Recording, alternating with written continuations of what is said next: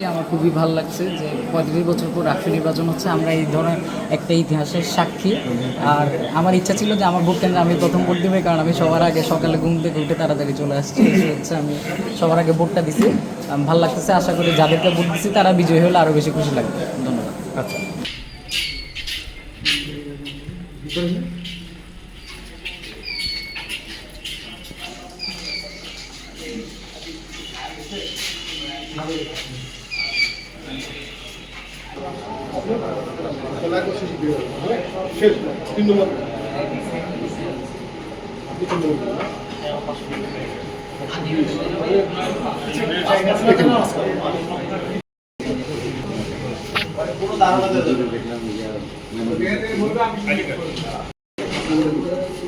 ভাই সামনে চলে আসছে।